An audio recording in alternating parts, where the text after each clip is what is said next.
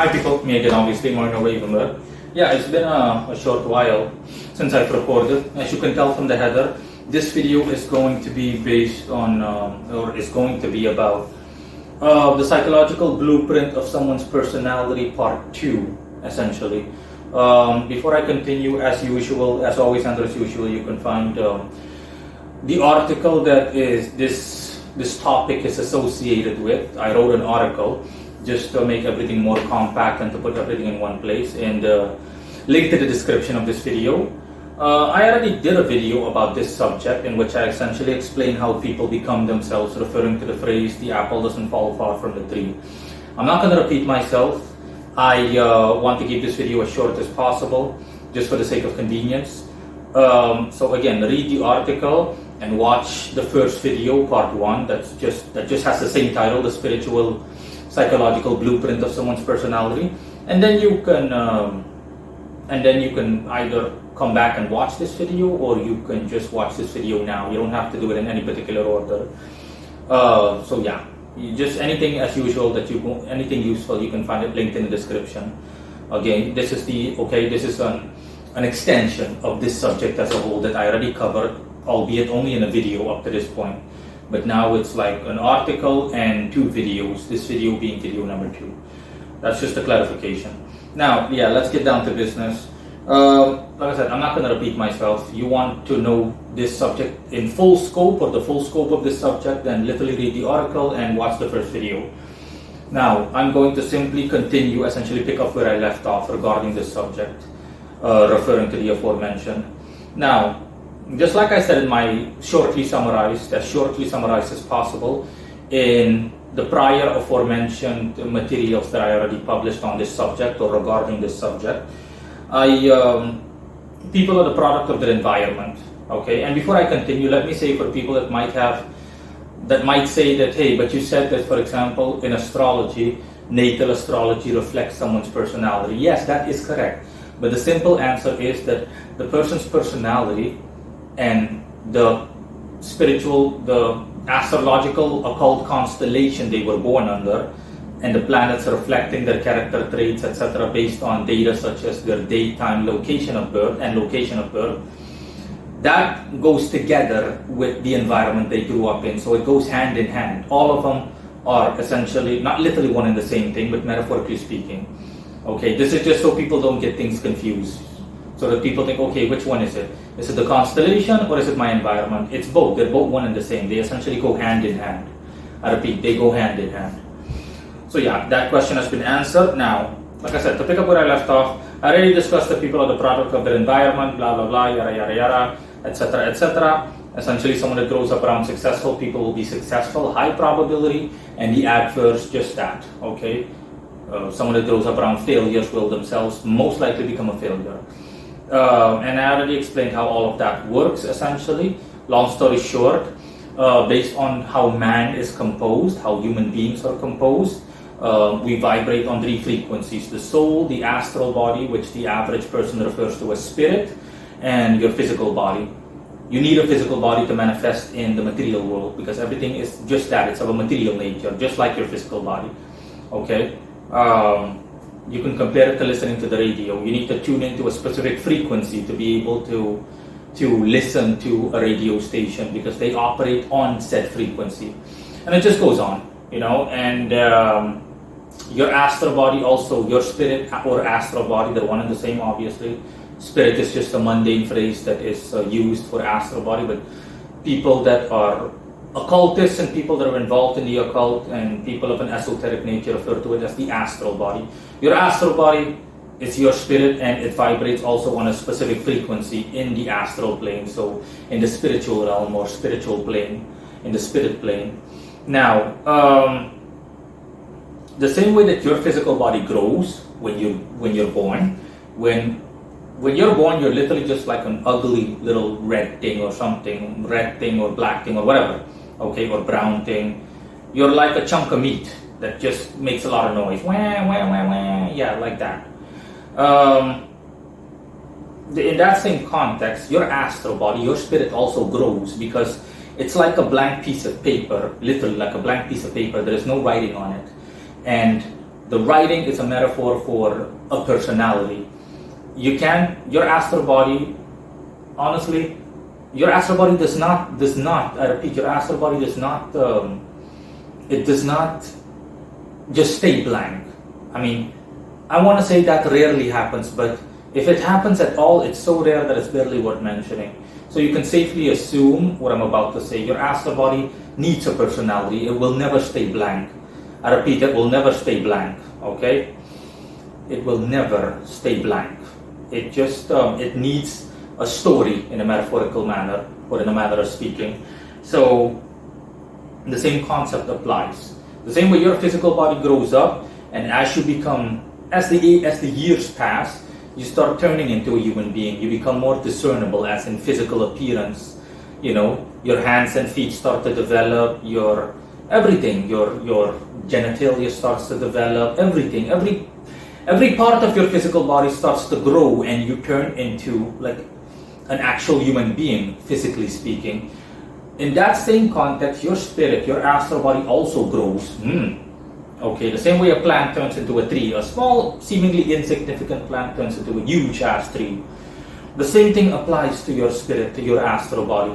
And the same way that your physical body, for example, will be either strong or weak or anything in between based on its environment. If its environment is of a productive nature, if your environment is productive or it is nurturing in a positive or benevolent manner, then your physical body is going to do well. You're going to be strong. If you, for example, grew up in a household where your parents always told you to always finish your vegetables, so to speak, and you have like a well-balanced diet, and you exercise since an early age, then your physical body is going to really be like strong. It's going to be nice, strong, and stable. The same applies to someone's astral body.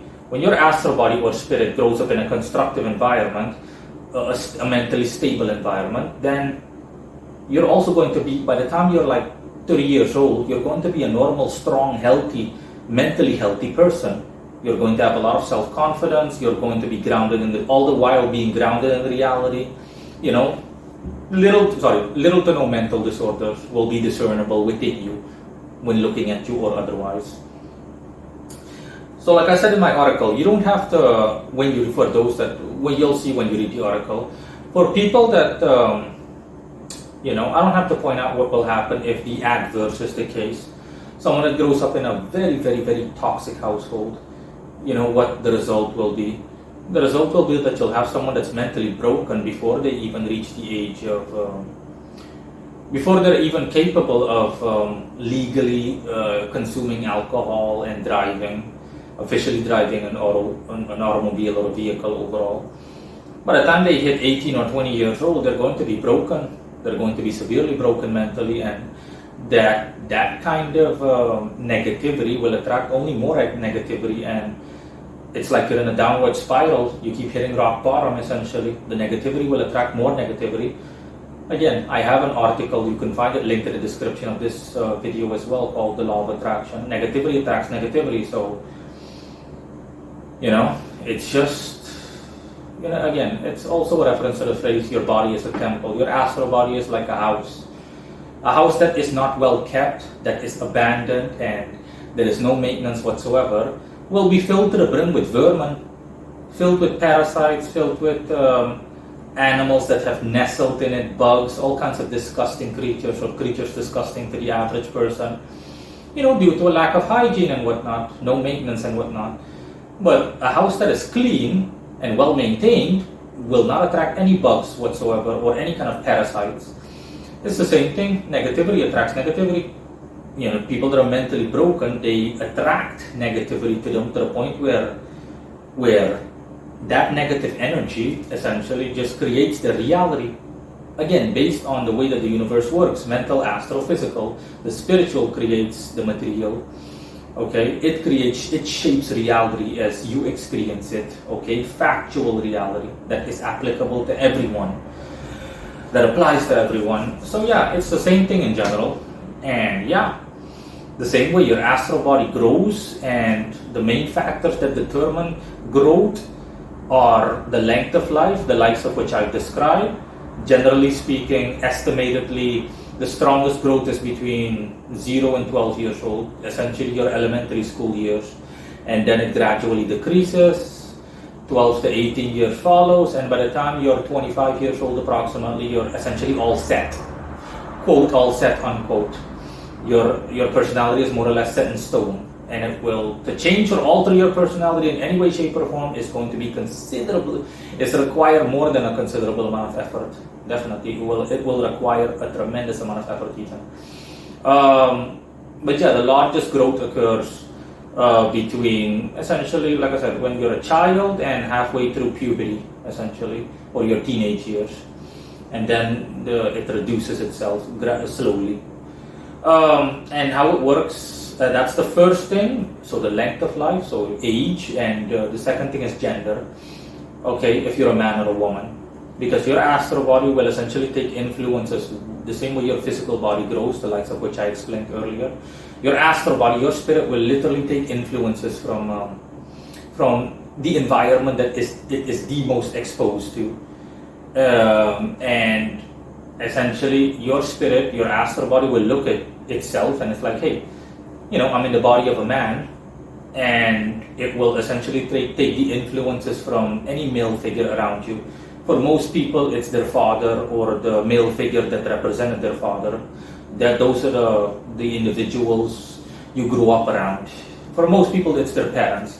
So boys take after their fathers and girls take after their mothers.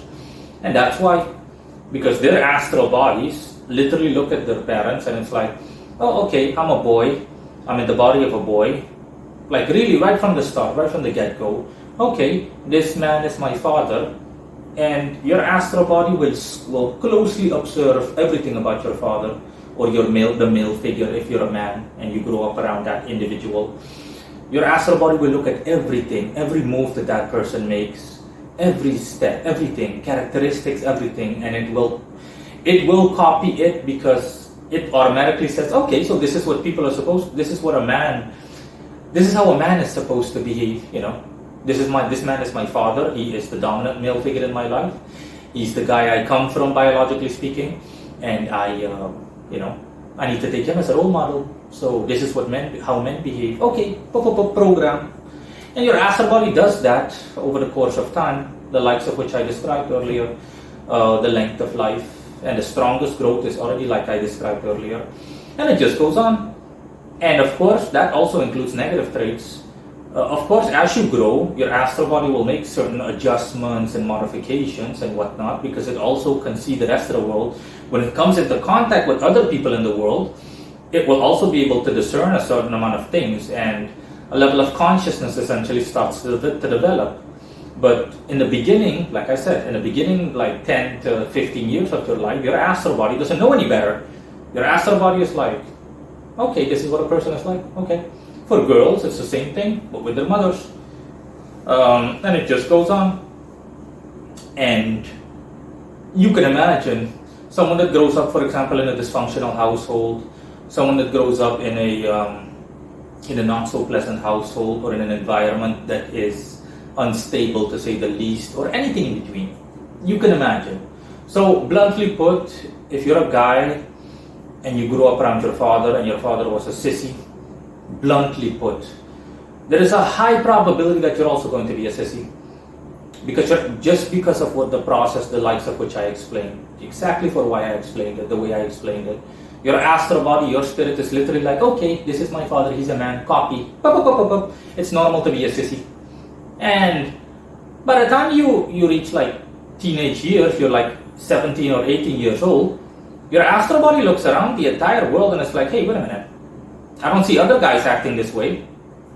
So what? I'm not supposed to be a sissy after all? And that's when internal conflict will begin, because your astral body comes to terms with factual reality, and now it tries to correct the error, but too much time has passed. It's like literally trying to alter quick drying cement. Cement's already dry, bitch. You ain't changing that. So yeah, and that's when conflict begins. That's how you generally speaking get troubled teenagers, because they have some kind of identity crisis. They're essentially at odds with themselves spiritually. And usually things like that get ugly. They result in like self-harm, suicides, the ugly stuff. Like they develop mental disorders. It just goes on. Okay. And yeah, what else can I say? That's the way generally speaking things work. Essentially. Let me see if I missed something. No, that's generally speaking it. So that's also how mental disorders develop. If you, for example, a boy grows up in a single parent household and it's just a mother, because people that are watching this might be wondering as well, okay, but what about like single parent households? Let's just say a guy grows up in a household where the only human being he was exposed to is his mother. In that case, your astral body, that kid's astral body, is going to copy basic human behavior, as in, okay, this woman is my mother. She's a human being. I'm a human being. Okay, copy behavior at a base level, But there is no man around, so the second it comes into contact with any male figure, it will closely observe him, even if it's not in the flesh. So, for example, watching TV and seeing for example, the way men behave, all of this stuff makes it so that again, you need to be really careful about this. This is why kids are also highly impressionable, because their personalities are essentially being written the same way that a CD gets written, essentially. And if you, for example, do something like make a kid watch too many like crime movies or something like that, like Law and Order, stuff like that, then the kid is going to develop like kind of like an aggressive personality, because that kid's astral body's perception is essentially going to be like, oh, okay, so this is what men are supposed to be like. Imagine that in a single parent household. Mother doesn't have time for her son. She just puts the kid in front of the TV, plops the kid down, and it's just like, oh, okay, here, watch Law and Order SVU, Special Victims Unit. Watch this, watch that. No, that's not good at all. Okay? I'm not saying that it's going to be that the kid is going to grow up completely screwed up mentally, but you're going to notice that, hey, your kid will have a hint of aggression about him, because the kid's astral body is like, oh, okay, this is how men behave, because there is no other man around. These are the only guys that I can copy off of. This is how men in the world must behave. They must behave like this. And you see everything, They're going to think, oh, okay, so this is how men are supposed to behave. Men are supposed to be like tough guys that smash other people's faces in and stuff like that. And your kid might seriously grow up to be like a punk or a bully or something, regrettably. Not a big deal. The kid isn't going to be so mentally screwed up to the point where they need to be institutionalized. Not that extreme, but they're going to be more or less normal by society standards at a global level or global rate, but still, So yeah, that's how things work. And more or less these children, for example, boys that grow up around in a single parent household where the mother is the only essentially human exposure they got, or only female exposure. Let's just say a kid that grows up around predominantly women will, generally speaking, also have a noticeable amount of noticeable to people that are keenly aware of stuff like this, a noticeable amount of feminine traits. Okay, because for reasons I already explained, since there's no one to copy off of, the astral body has to make do with the woman. So that doesn't mean that a boy is going to turn into the boy in this given example is going to turn into a woman, but you can expect that kid to have more than a few feminine characteristics. The kid isn't going to isn't going to grow up literally to be like a fruit or something. No. The kid isn't going to grow up all fruity or anything like that. But the kid is going to have a feminine touch, essentially. And with women, it's the same thing. A woman that grows up around only a father or predominantly around male characteristics or male figures, and is heavily exposed to male figures, will grow up being a bit more on the masculine side. Think of tomboyish girls that like to play with boys and stuff like that. In a normal, healthy way. That girl is still going to be normal by societal standards, but you will see a hint of masculinity there. So yeah, that's essentially it. There are one or two other situations, because people might be wondering, okay, and how about this? How about that? How about people that grow up in like an unstable household where they were like fosters? They grew up 3 years in a foster family, and then They, after 6 years, they went to live, after 3 years, they went to live with another family for 6 years. And by the time they were 18, they already had spent like time in and out of foster homes, like 4 or 5 times. Someone like that, almost needless to say, will be normal, more or less, provided that the people they grew up around, all of those households were more or less normal. But the person will primarily suffer from one main mental disorder, the severity of which depends on the person's individual case in question: abandonment.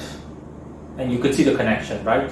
The person will think that, the person will have difficulty essentially feeling comfortable anywhere, because the person is used to, the person is used to the mentality of, I can't even sit my ass down for a couple of years and then I have to leave again for whatever reason.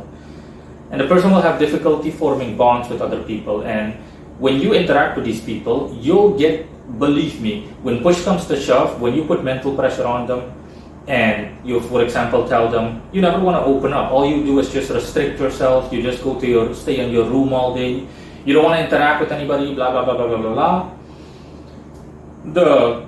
That kid or that teenager is going to say, he or she is literally going to blurt out, what's the point? You're going to leave, you guys will most likely have to leave sooner or later. See, and there it is. Bingo. Exactly. Abandonment issues.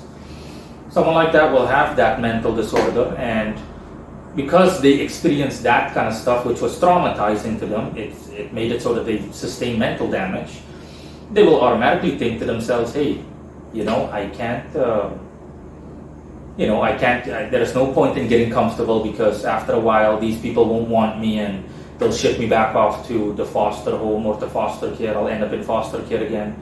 And it just goes on, they lacked stability when they were growing up, and as a result, they are spiritually not used to stability, to the point where they become suspicious if stability does take place. They're not used to people sticking around, not only coming around, but staying around. They're not used to settlement or just being settled at a spiritual level, because their astral body absorbed all of that negativity, all of that energy. Their astral body while growing up was like, okay, so it's normal for people to be thrown around as a ping pong ball. It's not normal to have a stable household and to be like this. But see what I mean? As their astral bodies develop, I'm going to close off by saying that as their astral bodies develop, by the time they hit like 15 years old, 16 years old, they're going to notice that, other people aren't like this. Other people have normal, stable households where they grow up they spend their entire lives there. So I'm one of the very few people that is like out of luck. And that's where the mental damage is going to come in, because the thought alone, the realization that, essentially I'm the one with the problem, or my life is the one with the problem through no fault of my own, and there is nothing wrong with the world. The world isn't literally the way that I saw it, will lead to mental conflict, and that will develop, generally speaking, the disorders, the likes of which I mentioned earlier. In the last example's case, it's like abandonment issues, That kid's astral body is going to say, who gives a crap, who gives a shit, they're going to abandon me anyway, They won't want me after 1 year or 2 years, and then I'm going to have to go back to foster care. Why bother? Why should I bother interacting with them? Why should I even think? And you're going to have a kid that is going to be like seemingly depressed and angry and just an emotional wreck, and the kid will isolate himself or herself. Doesn't matter if you're that foster family, then you'll notice problems. You'll invite the kid to dinner, come sit and have dinner with us. And more often than not, there will be friction. You will have to invite that child. You'll have to force that person to the table. As in, listen, come have dinner with us, it's fine. And there are going to be bonding issues, just like I said. No, hey, let's go to the movies. If you attempt to spend time with that kid, the kid is going to be very suspicious. And like I said, it doesn't apply to everyone. It depends on the severity. Some people can let go because the mental damage was minimal. And other people, let's just say that they got their hopes up just when they thought, hey, finally, maybe I have a home where I'm happy. They get their hearts stomped on, metaphorically speaking. They get their hopes dashed and crushed. And that kind of damage, are you kidding me? You would never trust someone again. And it just goes on and on and on like that, okay? When people grow up, let's just say that they develop relationship issues because, for example, a guy was abandoned or was taken advantage of by 2 or 3 girls when he was growing up. For example, he had sisters that took advantage of him. Oh, believe me, it's gonna really cause problems, because for exactly based on the way I explain things, that kid's astral body is going to absorb that negativity, as in, hey, it's normal to be treated like this by women. It's normal for women to treat me like crap.